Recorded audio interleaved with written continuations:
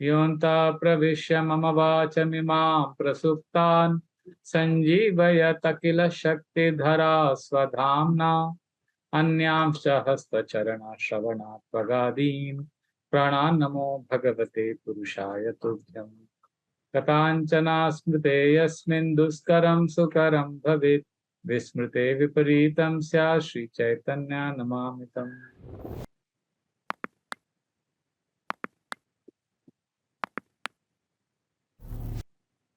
Hare Krishna. Welcome to the weekly Srimad Bhagavatam class. We last time discussed the 25th verse, which is one of the iconic verses of the Srimad Bhagavatam, where Kunti Devi is praying to get more troubles in her life. Today we will start with 26th verse, which is also another very, very powerful shloka. So in the previous verse, in 1.8.25, which we discussed last time, Kunti Devi is explaining how material danger can be positive. If we get difficult. And the today's verse, 26th and 27th verse, which we will take, the main theme is how material security, if it is there, that is negative. Interesting. So let us examine how Kunti Devi is praying, in what mood. So you can please repeat after me, 1.8.26. Janmeshwarya Shruta Shribhi Edamanamadapuma Naivarati Abhidhatum Vai Tvamakinchana Gochara. We'll read translations today. Yes, sir. My Lord, your Lordship can easily be approached, but only by those who are materially exhausted. One who is on the path of material progress, trying to improve himself with respectable parentage, great opulence, high education, and bodily beauty, cannot approach you with sincere feeling. So she's saying those who are materially exhausted, and those who have Janma, Aishwarya, Shruta, Shri, those who have high birth, high parentage, high learning, beauty, and wealth, they will not be able to call out to the Lord with so much feeling, she's saying. And connected to this is the next verse, 27th verse. You can chant that also. Namo kinchana vittaya nivrita guna vrittaye Atmaramaya Shantaya Kaivalya Pate Nama. My obeisances are unto you, who are the property of the materially impoverished. You have nothing to do with the actions and reactions of the material modes of nature. You are self-satisfied, and therefore you are the most gentle and are master of the monists. So if you see, in both these verses, Kunti Devi is very, very clearly saying how false pride can be dangerous. This is very interesting because in the purport also to the 26th verse, Srila Prabhupada says everybody is mad for possessing possessions, car, house, wealth. But what happens, Srila Prabhupada writes in the purport that when we get all of these material things, we get puffed up, we get proud that I have got all of this. Although this is considered as advancement of civilization, but because we get puffed up, we get intoxicated by this possessions. And because of that, we are not able to chant the holy name with feeling. Because in the scripture, it is mentioned that if we chant the holy name once with feeling, then we are absolved of more sins than what we can commit. In the sense, holy name is so powerful. But that name has to be chanted in a certain particular quality. That quality will come when a person is in the mood of being helpless. When somebody is very comfortable and happy and contented materially, then he cannot be so helplessly calling out to the Lord. So in this mood, she's saying that it is very difficult if somebody is proud of being born in a good family, having a lot of wealth, knowledge, one cannot call out to the Lord.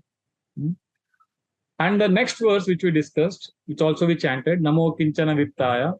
In that verse also, Srila Prabhupada is saying that, Krishna becomes the property of those who are nothing with them.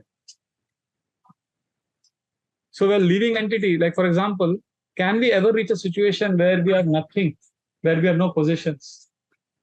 Can we be in a situation where we don't have anything in life? Can we ever become renounced? Srila Prabhupada says, no, we cannot become renounced, because whenever we give up something, we generally give up something so that we can get something else which is more valuable. That is the logic Srila Prabhupada says. Like a student will give up childish proclivities so that he can study well and get a good job. A servant may give up the service to his master so that he can get a better job. So devotees never give up just like that. Srila Prabhupada gives example of Rupa Goswami, Sanatan Goswami, Raghunath Das Goswami. They were billionaires and they gave up everything and they became Babaji. That means they gave up not because just like that. They gave up because they were experiencing something in Krishna. What is that? That is the search of a devotee. That what is it there in Krishna that is so attractive that so many people have given up so much. So therefore, Srila Prabhupada appeals to us that we should explore that. We should see. The best example is Sanatan Goswami, who gave up Chintamani, which is a precious jewel, which if you rub against anything, it becomes gold. That was lying in his kachara dabba. He was chanting Hare Krishna. So like that, there are many stories where devotees have given up all this enjoyment and advancement and material. If you see, this is connected in the previous verse. Kunti Devi said she wants more and more calamities. How can a devotee ask for more calamities? I gave an example last time. Anybody remembers what is the logic? How can Kunti Devi ask? What is it? Is she actually happy getting more calamities? Why is she asking for more calamities? What is the example? Just one person. Because that if she has those calamities, then she will still be in, desperation for Krishna, and he will stay with. Yes. Be in her. Yes, Krishna will be with her. But I gave an analogy, a story, an example to explain how we can understand that why Kunti Devi can ask for more trouble. How can any devotee? What is it that to explain that she's experiencing something higher because of getting trouble? That she is okay to get more trouble. Remember, I give a hint. I will give a hint. It was some story of one boy.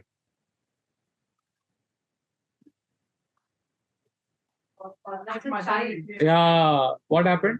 His mother hit him. His mother, no, not hit him. There's an orphan. No, orphan boy.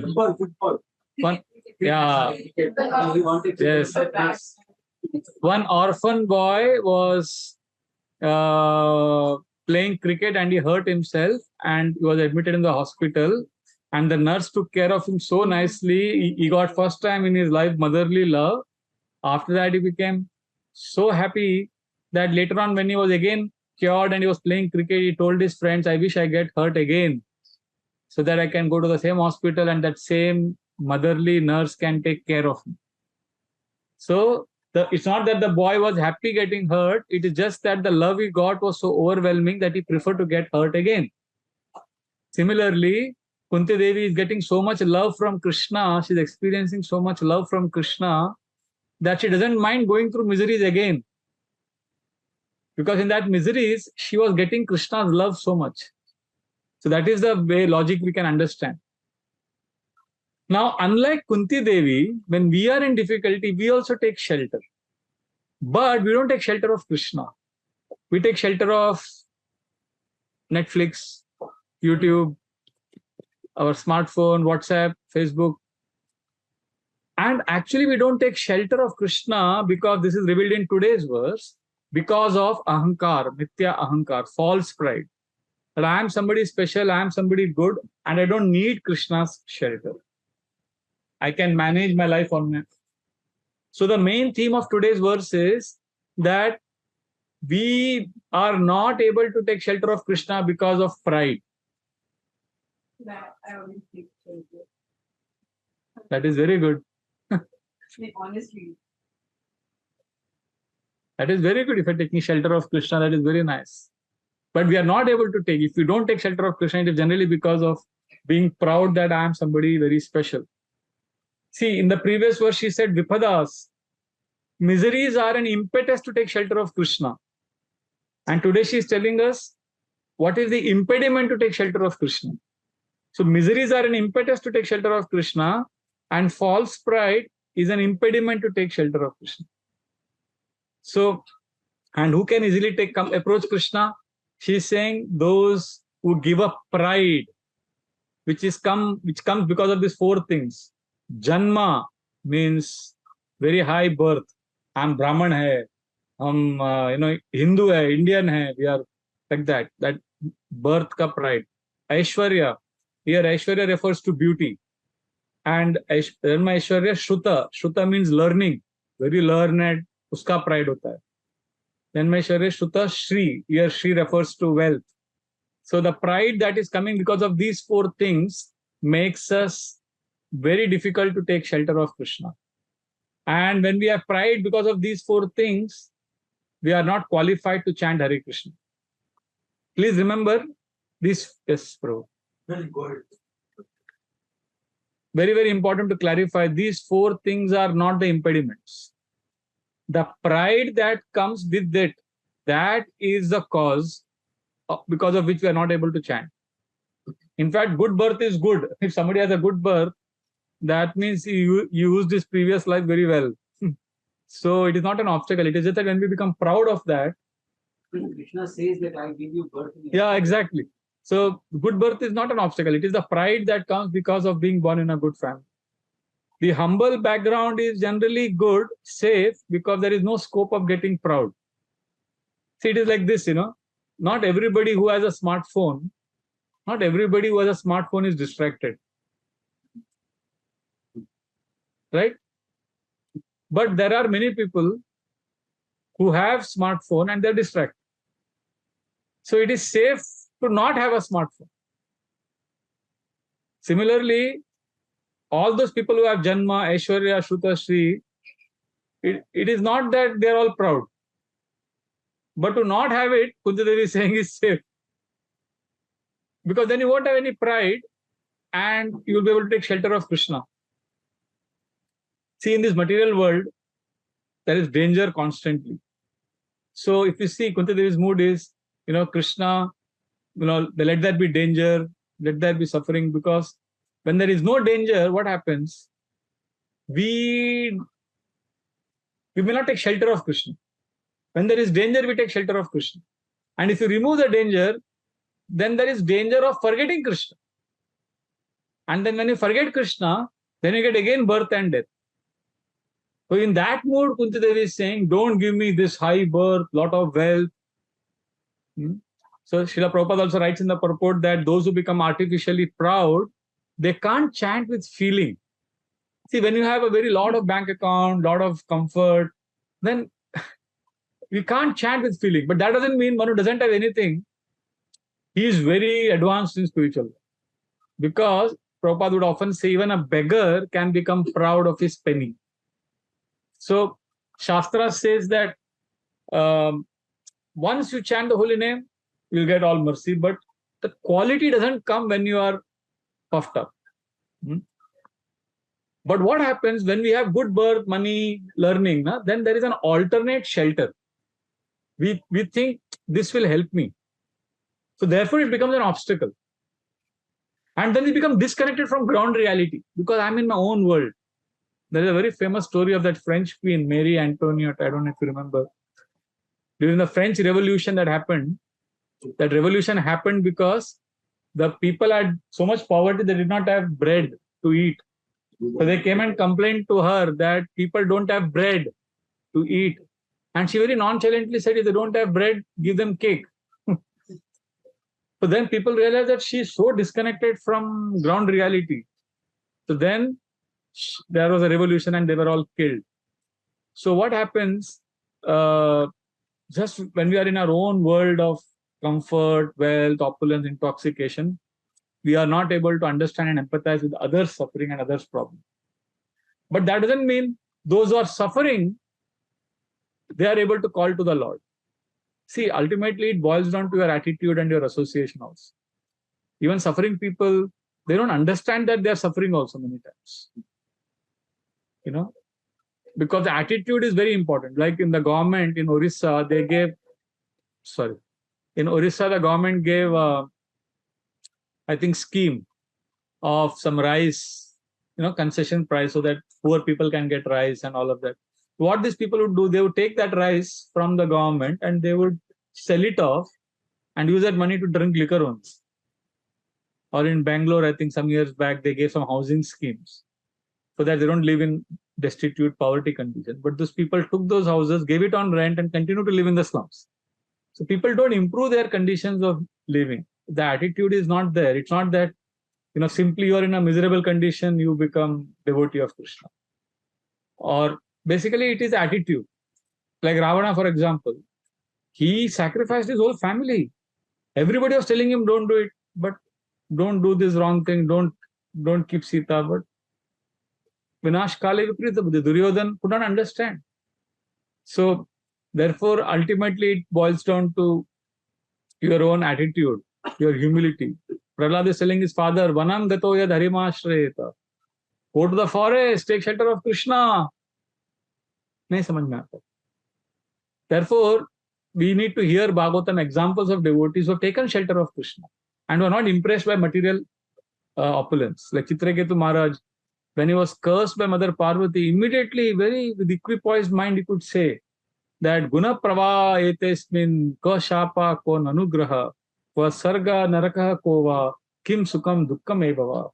Very peacefully he said, what is this curse? What is this blessing in this material world? Both are useless. He is able to say that in a very equipoised state. He says, Ka Swarga Ka Naraka. What is Swarga? What is Naraka? It is all interaction of three modes. What is Sukha? What is Dukkha? It is all useless. Seeing his reaction, Lord Shiva was so impressed. He told Parvati, you think you are very beautiful. He is more beautiful than you. Because his quality, he is able to accept this curse of yours very, very with equanimity. So therefore, what we require is a proper attitude. We require good association. We require Bhagavatam. That mood of shelter is needed. It is not simply that if you don't have anything, you become very humble. But it helps to live in a voluntarily poverty condition.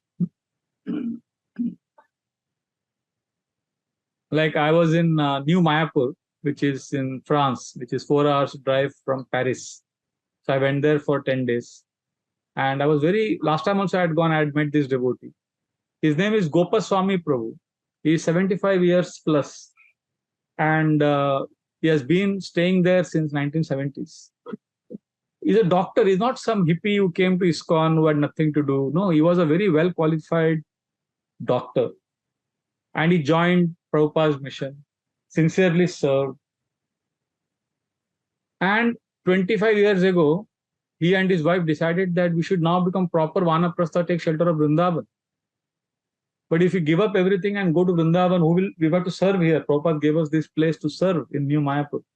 It's an old castle, hundreds and hundreds of years old. When you go there, it appears like, the old Hindi movies, Bhoot Bangla. When you open the door, everything is like, when you put the key, the key toot jayega. Sab kuch CD aisa. And it has been like this for last 50 years. It is not broken, but it's scary. And a lot of poverty. The nearest town is 1.5 hours drive from there. Very God-forsaken place, very, very far away. And there they are serving sincerely. So now they have to serve in that castle. They have to maintain that temple, morning program, everything. So what they decided is astonishing by any material logical standards. Gopaswami Prabhu, around 8 minutes walk from the temple, he brought some land and made Vrindavan there. In the sense, he made Radha Kund, he made Govardhan, like a small Vrindavan, the campus, like our temple has a campus, that much area, a little more than that. He made all the 12 forests of Vrindavan, everything he made. Kusum Sarovar, all that. And he made his own small hut. And he goes for toilet in the nature. But he has made one small bathroom for his wife. But he goes to toilet and bathroom in the nature only. And he's dug one ground, he made some well and it gets water. and he takes bath there, and it is very cold. In summer, I was in summer, it was 8 degrees, 9 degrees. So winter, it is minus, extremely cold. But even now, he stays there. In the small hut, he has this Tanpura, and he's chanting Hare Krishna. The whole day, he's just chanting there. And when there is service, he comes to temple, does management, does seva, and very intelligent man. But day and night, whole day, he's only doing bhajan, remembering Krishna. And he was showing me everything. It's such beautiful mood of devotion. And I was feeling, oh, I should have brought my phone. I could have taken photographs everywhere. I was feeling, oh, everything was superlatively beautiful. No modern facilities in that. That hut is this big, only till here is head. The ceiling comes and the small, only he can sleep. His wife's room is very far away. There he has made one more hut for her. And they come together, they chant, they do bhajan. So after I was leaving in the end, I was feeling miserable. I had not taken my smartphone.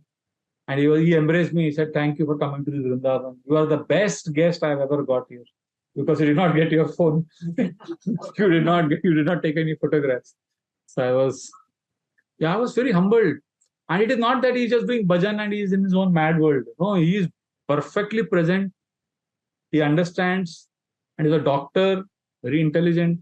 And every day morning, these 3 senior leaders of ISKCON, that place, Prithu Prabhu, Jananand Maharaj, they're all 75 plus. And Gopaswami Prabhu, they're all Prabhupada disciples, very old. Every day morning, they'll be there attending Mangalarati, singing, attending Bhagavatam class. And whoever is giving class, even when I was giving class, they will attend. Everybody, they'll attend, they will do service. So what I'm trying to say is that mood of taking shelter is so important. It doesn't matter what your external situations are. I mean, they are not born in Vrindavan. They are not Indians by birth. But their love for Vrindavan is so deep. And in their living there, they're able to experience Vrindavan. See, that castle is a crazy place. You go there. Like first time when Prabhupada went there in 1973, I think, devotees told Prabhupada that, Srila Prabhupada, there are a lot of ghosts here. बहुत सारे भूत हैं यहाँ पे. Whole night we are getting troubled by these ghosts. So Prabhupada said, really? Acha? Okay. Didn't say any more. Then the morning they go for a walk. Srila Prabhupada went with them for a walk. And while walking, you would talk to them and stop. And suddenly with this walking stick, you would hit the wall. Then again talk to them, again walk. And after some time, you would stop. You would see some pillar. You would keep looking at that and then eat it 3-4 times. Then again talk to the devotees. Like that for 1.5 hours, they kept walking the whole area, property of that castle. And they came back after 1.5 hours, and because the entire walking, Prabhupada intermittently was stopping and hitting some wall, pillar, and talking to the devotees. After the walk completed, he told the devotees, so you are saying ghosts? No ghosts now. You will not get any trouble. I've driven all of them away. And after that day, 1973, past 50 years, nobody has complained. Nobody reported even one incident of a ghost. So you can imagine what place, what far off place. And there, devotees are sincerely serving and replicating Vrindavan. So devotees have gone through a lot. And therefore, to experience Krishna, we have to overcome false pride. And false pride we are not able to overcome because we are full of ourselves. And the way we can overcome the life full of ourselves is by beginning to think of others. And to think of others, I did one exercise last time. Anybody remembers what is that? Blessing journal. Anybody can explain what is blessing journal? What happens in blessing journal? What do we do in blessing journal? Anybody would like to explain? What's there, Krishna? Say if somebody is not feeling well, we pray for the he gets relief of the pain. Like that. And likewise, we pray for others. Pray for others. Write 1 or 2 sentences wishing good. Generally, even when we pray for others, it is about ourselves. Like I may write, okay, dear Krishna, let Rajan Prabhu not misunderstand me. let him understand my true intention. So I'm praying for him, but I'm praying for myself. So this is a very, very important exercise. Only when we do prayer journal where I am not there, then slowly our false pride can go. I don't know if anybody practiced prayer journal at home, but 2-3 days. 2-3 days you did. I practiced today, but then I was writing names of like on my close ones only. That's So okay. every day, like That's so. That is the beginning. That is good. At least you began. So it is very important that we go beyond ourselves. And in the verse, Kunti Devi is saying, Tvam akinchana gochara. Akinchana gochara means those who are akinchan, those who have nothing. Means those who don't have any, not possessions. Those who have no possessiveness. There is a difference between possessiveness and possession. So you may be rich, but if you don't have possessiveness, then you can chant attentively. And you can call out to the Lord with feeling. Like Dhruva Maharaj was rich, Ambarish Maharaj was rich, Prahlad was rich. So they had all opulences. But you cannot say they were not calling the Lord with feeling. They were calling to the Lord with feeling. That means what is emphasized here is not that you should not have possessions. You should not have the feeling that this is all mine. I am the master. I am the enjoyer. No, I am a servant. Krishna has kindly given me. And when we don't have possessiveness, then we can call to the Lord with feeling. Otherwise, it will mean that every rich man is non-devotee and every poor man is devotee. It will mean like that. So akinchana gochara in this verse means not attached to external wealth and not intoxicated with pride. So materialistic people, they cannot call to the Lord with feeling. So there is a very nice section in the purport. I wanted, Prabhu, you can read. It begins with the sentence which says, it is said in the Shastra that by once uttering the holy name of the Lord, you can see that? Read loudly from there. Yeah. 26. Yeah, 26. You read from the book, Prabhu, it is there. Yes. It is said in the Shastras that by once uttering the holy name of the Lord, the sinner gets rid of a quantity of sin that he is unable to commit, and he is unable to commit. Such is the power of uttering the holy name of the Lord. There is not the least exaggeration in this statement. Actually, the Lord's holy name has such powerful potency, but there is a quality to such utterances also. It depends on the quality of feeling. A helpless man can feelingly utter the holy name of the Lord, whereas a man who utters the same holy name in great material satisfaction cannot be so sincere. A materially puffed up person may utter the holy name of the Lord occasionally, but he is incapable of uttering the name in quality. Okay. Thank you. So you saw this? Prabhupada is writing about chanting with feeling. Chanting is most important, but humility and non-possessiveness is the quality that is needed. Sincerity of purpose is needed. Dependence on Krishna is needed. See, you can digest food only if you have hunger. Similarly, you can chant Hare Krishna only if you are desperate, only if you have that feeling that I am Krishna's servant. And when there are calamities, which Kunti Devi is asking for, that is when you are desperate and you can chant better. If you don't have hunger, then food is not attractive. Similarly, if you are not hungry to love Krishna, if you are not hungry to know more about spiritual life, then that hearing and chanting will not be attentive. So therefore, it's very, very important. I have seen, it is not simply that, beggars, poor people, they also have a lot of pride. I remember in the traffic signal once, I had a very wealthy, financially endowed friend when I was in college. He had PVC pipe business. So he had his own office at Nariman Point, and I was staying at Cuff Parade. So sometimes he would get his car, we would go on a Chapati Beach, Marine Drive. So one day, traffic signal, he saw this boy, one beggar came, a beggar boy, and he saw that it's a big car. He thought wealthy people sitting inside. He asked for money, and I didn't have any change. So I kept searching, and finally, as the signal turned green, I told him, "Chutta nahi hai." So he put some hand in his pocket and he threw 1 rupee coin into my car. He said, "Chutta nahi rakho, kaam aayega." So I realized that, so then next time I will think twice before giving money to a beggar. So beggars also can be very proud. I remember on another occasion, at traffic signal, my friend, he told one of the child beggars, "Why are you begging? You come and join me. I've got this PVC pipe business, Marine Drive, Nariman Point, I've got a big office. You stay with me, work. I'll give you 2 days a week holiday. I'll give you a place to stay. I'll give you 3 times food also. And I'll give you 5,000. 5,000 rupees was a big deal during those days, 93, 94. I'll give you 5,000 rupees." And he immediately retorted back. He told my friend that you come and join me, I'll give 10,000 rupees. So after that, who will give money to beggar? Like, so beggars also can be proud. There was a story of one man, one newspaper reporter wrote in the newspaper one story that how he used to give money to one beggar at Dadar railway bridge every day.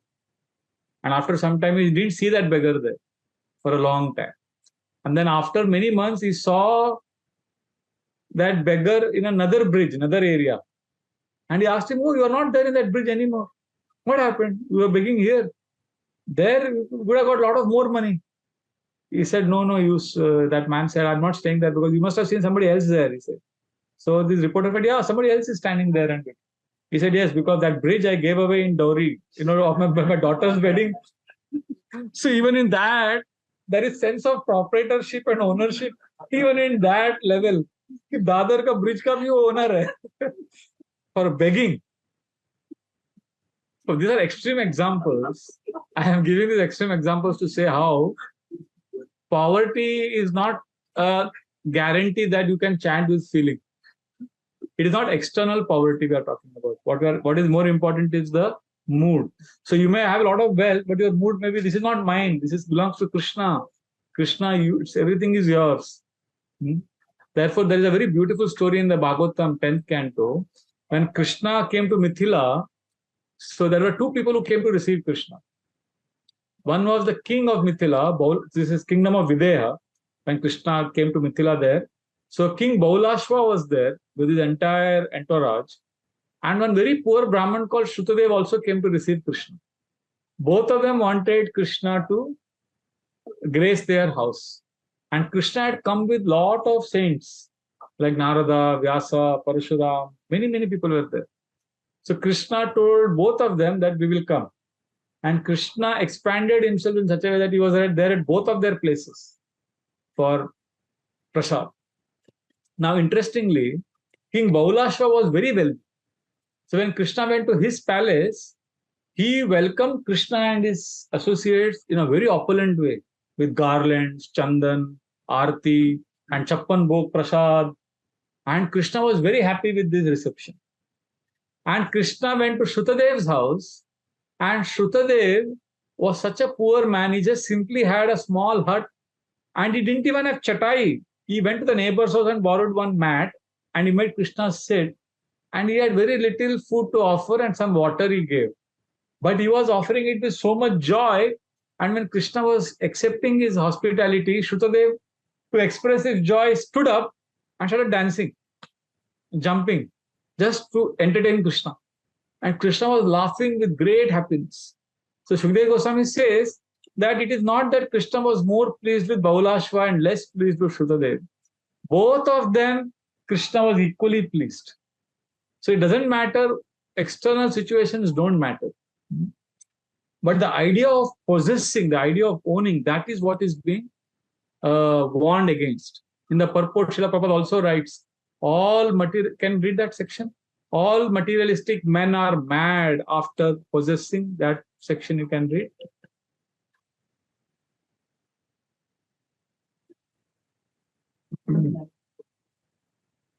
All materialistic men are mad after possessing all these material opulences, and this is known as the advancement of material civilization. But the result is that by possessing all these material assets, one becomes artificially puffed up, intoxicated by such temporary possessions. Consequently, such materially puffed up persons are incapable of uttering the holy name of the Lord by addressing him feelingly. O Govinda, O Krishna. Yes. So, O Govinda, O Krishna, this has to be chanted with feeling. And this is not happening when we are possessive. So the logic is, see, people are mad for what? Prosperity. Wealth. So when there is a lot of prosperity, because of prosperity, what happens? Pride. First is what? First, prosperity. When you have prosperity, the problem is pride. And because of pride, what happens? You can't pray. So prosperity, pride, and prayer. The three P's of material opulences. So first is prosperity. You desperate for it.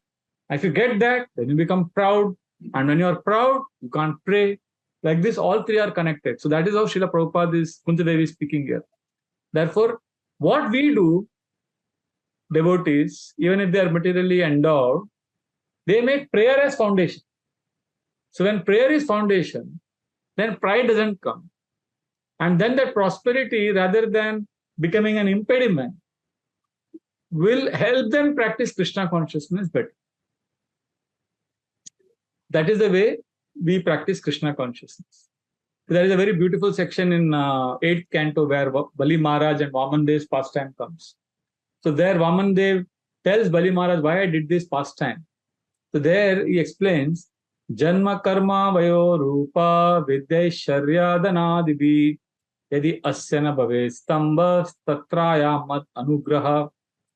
Vamandev says if somebody has Janma, Aishwarya, learning, the same verse, if somebody has these four and still is not proud, that means he is a very, very special devotee who has got my mercy.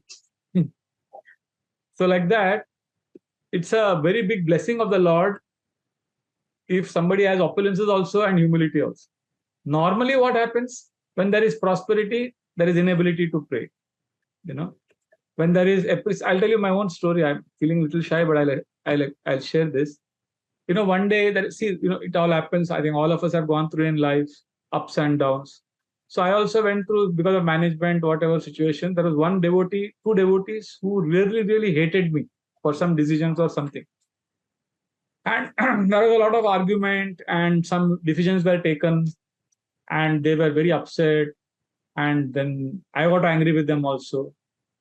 And anyway, that issue was not resolved, but it was there. And they are doing their own devotional service. I'm doing my devotional service. And I would see sometimes, it's very interesting, I would see sometimes, I would feel a lot of anger against them. And then I would do again praying, chanting, and then I would become thanda, then again continue. Then again, after some days, at some particular point of time, I would remember them and become, a lot of anger would come in my heart. And one day during my journal, I realized a pattern that was happening in my life. I was realizing why I'm getting angry with them sometimes suddenly. And the mystery was revealed and it shocked me. I observed a pattern. Pattern means a certain thing was happening at a regular interval. Whenever I got a lot of appreciation or respect, I saw during that period, within 24 hours of that respect and appreciation I got, I saw a lot of anger in my heart coming for these two devotees. Appreciation, respect from somewhere. And then I remembered how scriptures say that if you enjoy the appreciation you get and honor you get, then you get double misery when you don't get it or when you get criticism. So if you enjoy respect, you get double misery when you get criticism. I said, wow, this is it. And then it's like, it's like it's like you eat something wrong, within 24 hours you get loose motions. So whenever you get respect, honor, worship, then you see how your false pride gets affected.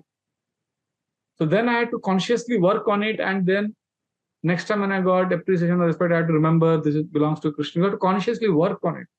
So because therefore humility is not, bhakti doesn't happen automatically. We have to be conscious. Therefore journal writing is very, very important, because when we write journals or when we reflect, when we spend some time, we are able to connect with ourselves. We are able to see certain things happening in our life. We are able to bring what is there in our subconsciousness to our conscious awareness. So therefore it is very important. And in the 27th, this 26th verse we discussed, 27th verse also same mood. Namo kinchana vittaya. Krishna is the property of those who are impoverished. But we have to be very, very careful to understand that, we have seen renunciants also become extremely proud. And we have seen kings also being very humble. So therefore, as long as you don't have this mood of possessiveness, so you may be a sannyasi and you may be proud because you are getting respect, and you may be a big billionaire, business tycoon, and you may be humble. So let us not get bewildered. And Srila Prabhupada writes in the purport that devotees give up because they have a secret. The sentence Prabhupada writes in 27th verse purport, devotees have a secret treasure house in the lotus feet of the Lord. Means devotee's wealth is Krishna's lotus feet.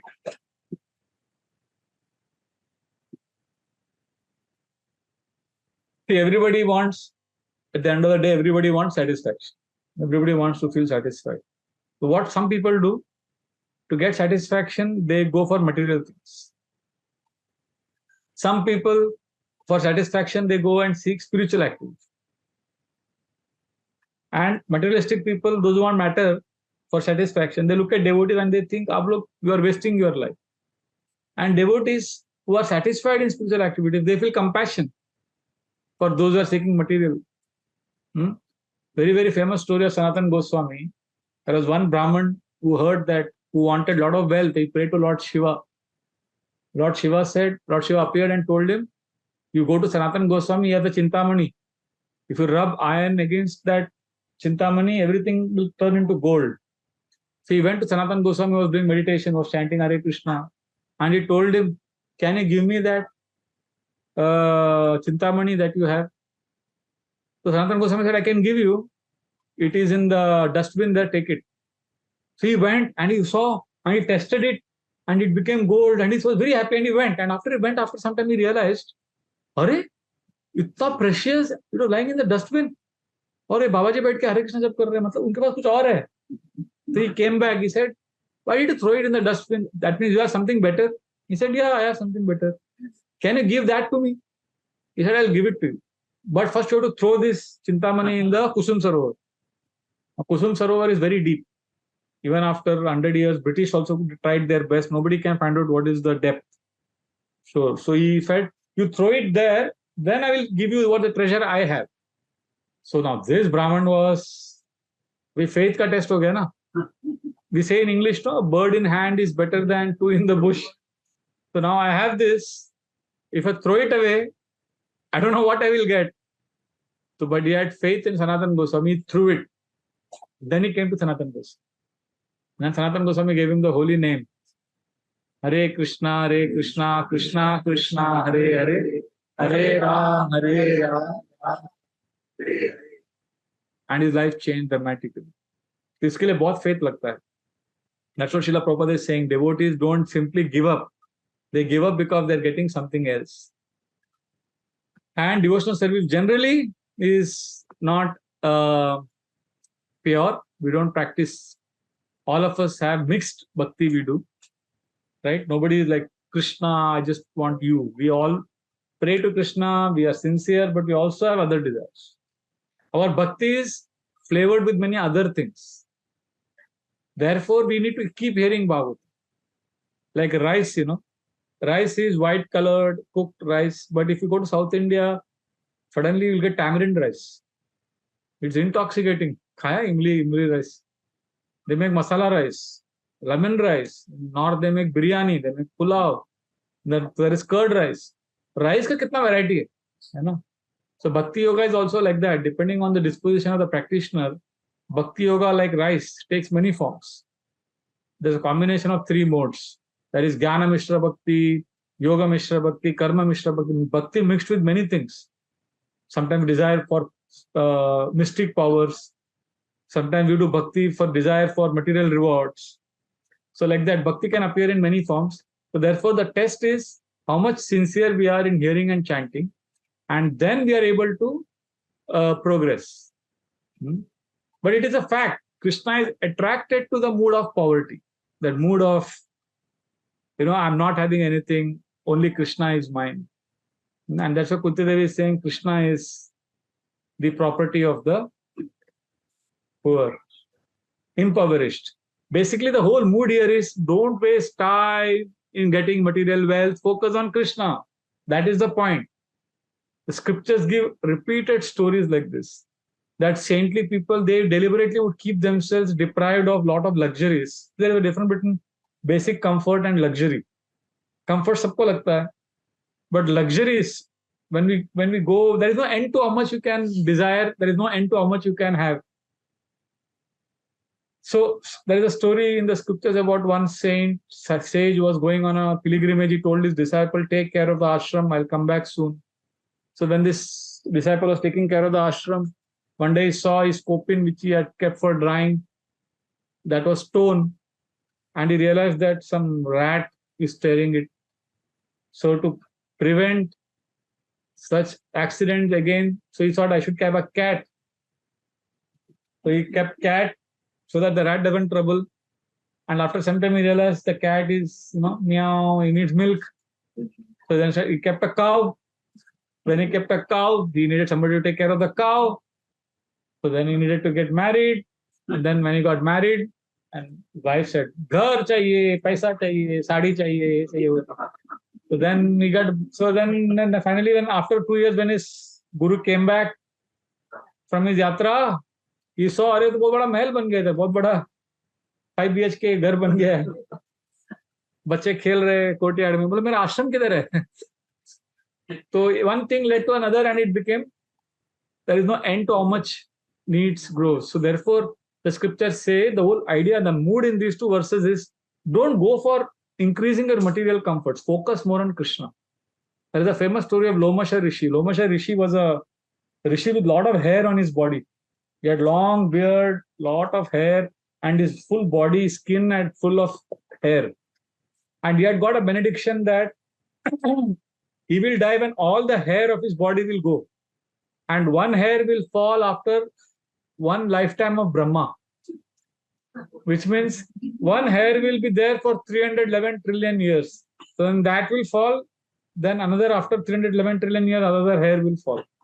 So like that, and he was a very hairy person. And he was doing meditation in his ashram. So when it started raining, so his disciples wanted to put a shed on the hut. So then Lomasha Rishi told his disciples, very, very historical, famous statement. He said, "Why are you wasting time in making a shed? Life is very short. We should chant Hare Krishna. We should do meditation. Don't waste time." So this is the mood. Life is very short. And what happens in Grihastha life, since many of you are Grihasthas, you should understand that, there is a difference between necessity and luxury. But when we go for luxury constantly, then there are two problems that happen when you seek more and more luxury. First is we get distracted from spiritual activities because we perform more material activities to enjoy those luxuries. We go on a cruise 3 times a year or all that. So luxuries, material activities distract you from spiritual activities. That's the one problem.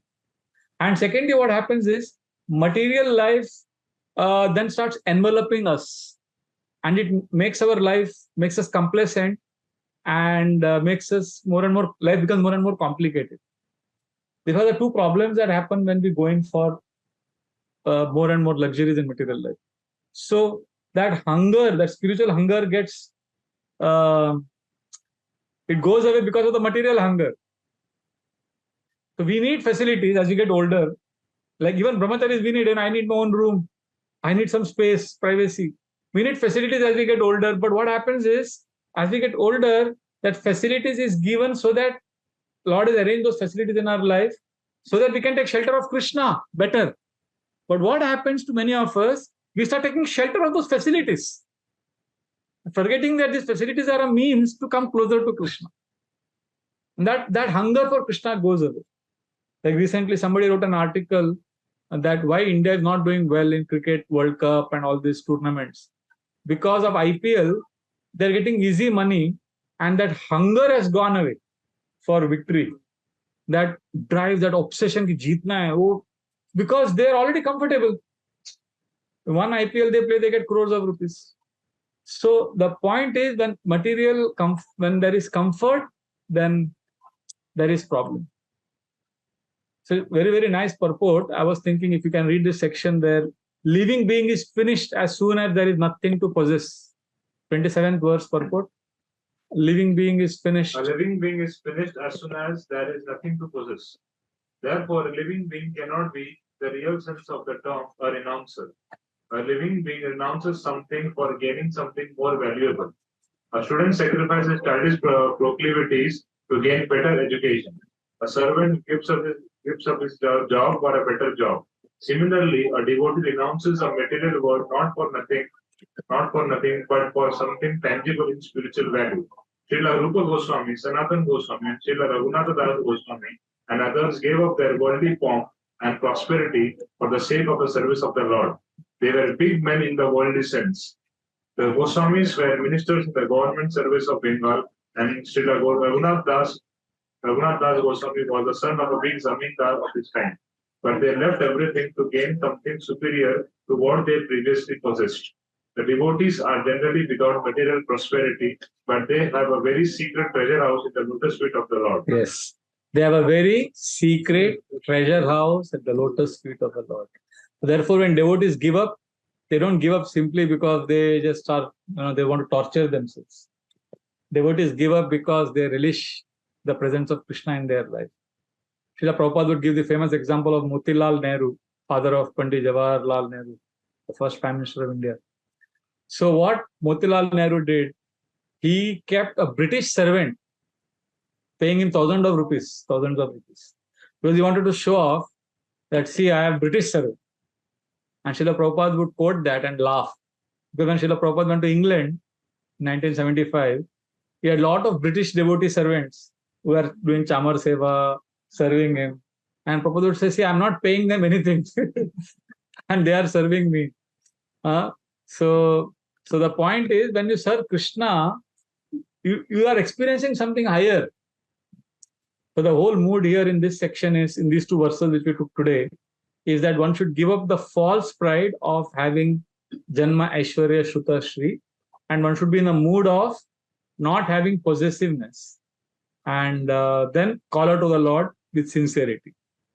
And externally just becoming poor is not a guarantee that you'll be able to call the Lord. You can be proud of being poor also. So I will pause here. If there is any question, we can take for a few minutes, and then we can conclude. Hare Krishna.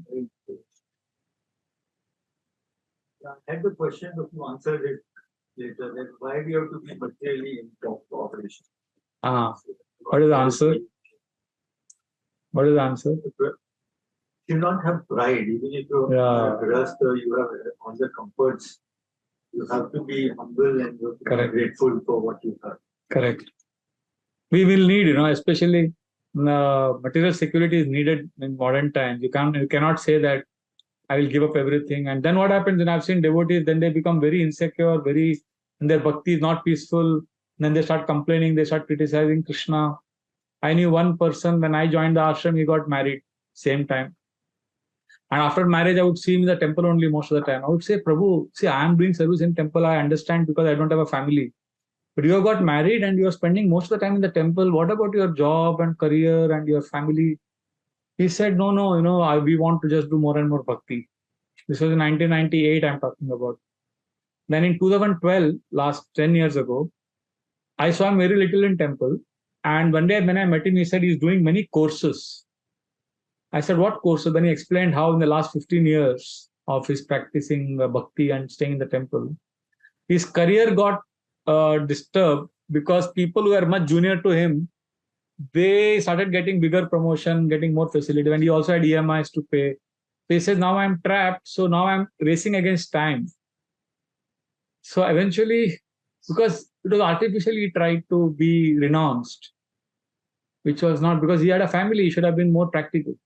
So like that. So devotees need to be practical, and we cannot just artificially give up everything, saying that I will just surrender to Krishna. Srila Prabhupada would give the famous example of that freedom fighter. I forget his name right now.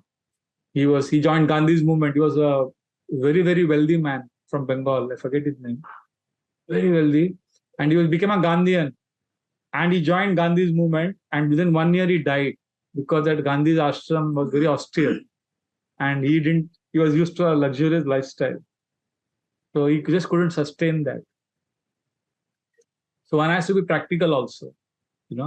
One has to be, but at the same time, one should know that there is no end to how much we can. The whole focus here is on false pride. Yaad rakhna. False pride is the main thing, dangerous thing. And What happens when false pride enters our bhakti? Now, this is a very important point. I'll end with this and then we can go for prasad. The very deep psychology is given in third canto of Bhagavatam. Kapila Deva analyzes this, that when false pride, that I am somebody special, I'm great, when that enters our bhakti, then our bhakti gets contaminated and it gets influenced by one of the three modes: tamogun, rajogun, or sattvagun. It doesn't remain any longer pure. So what actually happens is, it can become tama. How can you know? See, your bhakti is in which mode? Tamoguna, rajoguna, or sattoguna. It will be in one of the three modes when your false pride is active. So how can you know your bhakti is in tamoguna? It's tamoguna bhakti when you are doing bhakti, coming to temple, tilak, everything is going on externally, but you are giving pain to others. You are troubling others. That is tamoguna bhakti. Rajoguna bhakti is when false pride has contaminated your bhakti in such a way that you are always hankering for respect, name, fame, honor, position. You want to be the center of attention. So that is bhakti influenced by Rajoguna. And bhakti can also be influenced by Sattva-guna, where you say, I want to do bhakti so that I am peaceful, I am happy. मतलब अपना peace, अपना comfort देख रहे हैं. So like that, bhakti can be all about myself in all the three modes. When does it become pure devotion service? When does it become real bhakti, free of the three modes? When do you know it is not, false pride is not there? It is pure bhakti when we are doing bhakti in the mood, Krishna, I want to please you. Krishna, I want you. I want to serve you. Now, this is very, very difficult for many of us because we have our attachments. We can't just tell artificially, Krishna, I want to give everything for you. You are everything for me. So artificially, we are not able to say that right now. I agree. So therefore, Kapila Deva gives 5 things that we all can do by which that false pride, see, false pride is there in us. That is why our bhakti is contaminated right now. Either it is tamoguna, rajoguna, or sattoguna bhakti.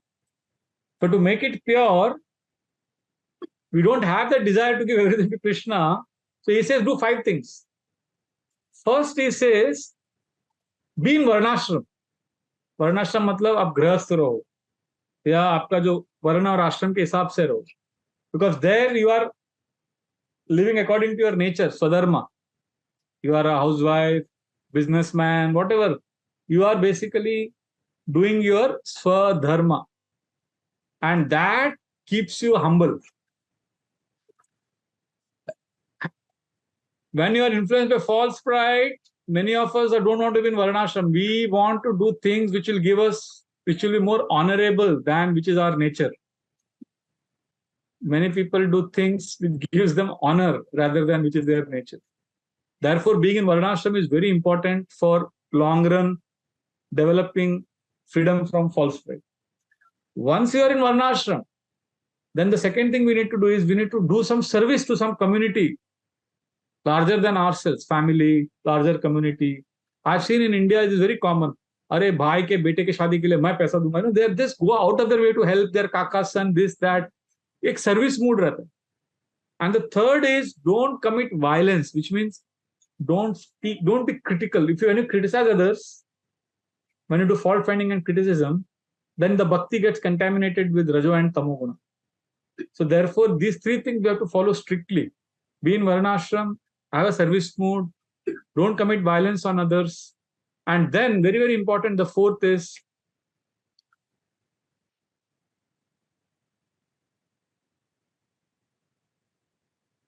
hear attentively. Now, this is very interesting here. We think hearing attentively means, oh, I'm hearing the class attentively. Now, there's a trick here. We generally don't hear attentively. Even if you're hearing attentively, even if you recall the whole class, the Bhagavatam's attentive hearing definition is different. Attentive hearing generally means for us, see, whatever we hear, any Bhagavatam class, if we are driven by false pride, our hearing is filtered through our false ego, which means we hear only that which we want to hear. We have a strong defense mechanism. Like in one class many years ago, I said, how atheistic scientists They are demons, something like that I mentioned. So one person in the class is a scientist. So he heard me say that all scientists are demons. And because he identified himself as a scientist, he thought I told he's a demon. So we don't hear generally what is spoken. We hear what we want to hear because we are driven by false pride. So the false ego filters a lot of things that we hear. Therefore, attentive hearing means hearing in the mood that Krishna, please reveal to me what is best for me. Krishna, let me hear. Let my faults be revealed to me as I'm hearing this class. That is attentive hearing. Even in that hearing, if you fall sleepy in the class a little bit, that is okay. Because the mood is humble, I want to improve. Not that, see, when tamoguna hearing is happening, we are hearing the class thinking how this point will justify what I have done. When I'm in Rajoguna hearing, I'm hearing so that I get some nice masala point which I can show off in my class somewhere. And Sattoguna hearing means I just hear because it is a ritual. Come to temple, just hear because that hearing is entertaining basically. It's entertainment or it is a ritual. There is no mananam, there is no introspection, there is no reflection. Hearing without reflection is a ritual, and reflection without hearing is speculation. There is no power in that. So therefore our hearing has to be very attentive. That is the fourth thing. And finally, very, very important, Vishwanath Chakravarti Thakur says that we need to be under the guidance and shelter of a devotee more advanced than us. But more importantly, when we are under that devotee, we should have simplicity and non-pretentious nature. Then we are safe. Simplicity and not having pretension and duplicity. Then we will be able to handle the false pride that contaminates our bhakti. Are you getting this? First is what? What are the 5 things we need to do? Varnashram. Second, Service. service. Third, no violence. Fourth, hearing attentively. Fifth, be under the shelter of other devotees without pretension and with simplicity. Because false ego, only then the false ego can be rooted out. Otherwise, false pride is so deadly that even if you think you have removed it, it comes back.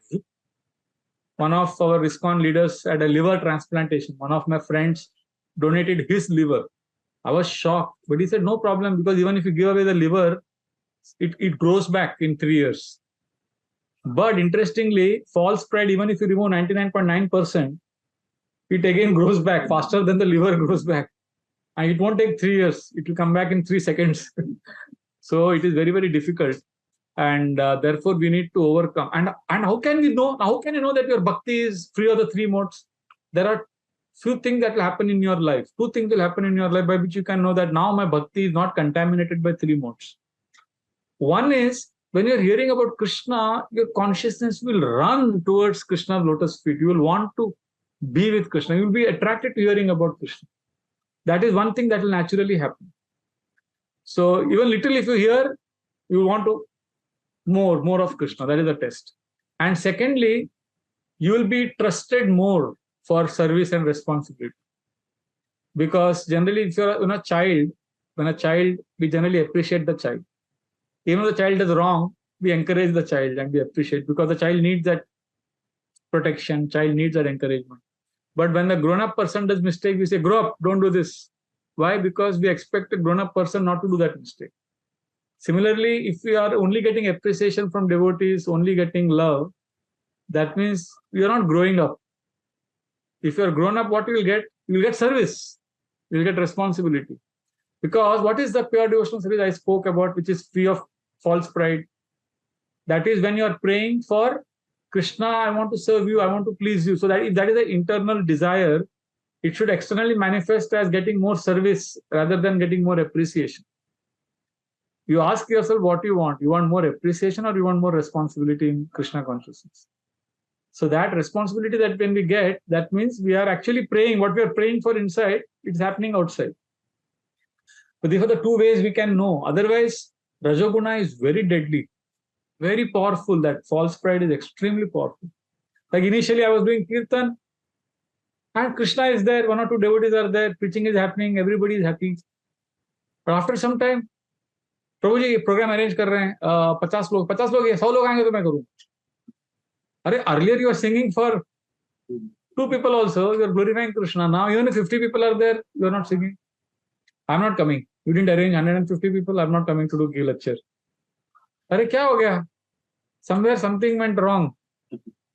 Like, these children were playing cricket. One old man, he was disturbed. He had how to stop them from playing. He went and told them, you are so good. You are playing cricket. You are giving me so much joy. You come inside my house. He called all the children home. He did aarti for them. He gave them laddu and gave them 2 rupees. He said, very good. Please, I'm very grateful to you for giving me so much pleasure. I'm an old man. You are playing for my satisfaction. And they were like, wow, we are playing also. We are enjoying and we are getting honor also. The next day again after their game, the old man came. Thank you so much. You are playing. He gave them 10 rupees. Very good, very good. Thank you so much. Dandavat kiya unko. So like that 3-4 days he did. 5th day he ignored them. They said, क्या हमको भाव नहीं देता, चलो दूसरी जगह जाके खेलते. Let us go and play somewhere else. तो उसका पर्पस अचीव हो गया सस्ते में. They didn't want, अरे हमको वैल्यू नहीं करता, इधर नहीं खेलेंगे. पर वो खेल क्यों रहे थे वो लोग पहले? अपने मानव के लिए खेले. So why were we chanting Hare Krishna? Why were we reading Bhagavatam? For our own connection with Krishna. But suddenly that innocence, that simplicity gets destroyed because of these external things. And that's how false pride contaminates our bhakti. Therefore, we have to be careful and we have to understand this importance of these 2 verses which Kunti Devi is chanting. Having spoken all these prayers, now comes the most beautiful section. The next 2 verses, Kunti Devi is going to reveal how Krishna is full of contradictions. She is going to reveal Krishna's contradictory nature, which makes him very, very sweet. And that we will take up in our next class. Thank you very much. Hare Krishna. Grantara Srimad Bhagavatam ki jai. Srila Prabhupada ki jai. Vraja Bihari Prabhu ki jai.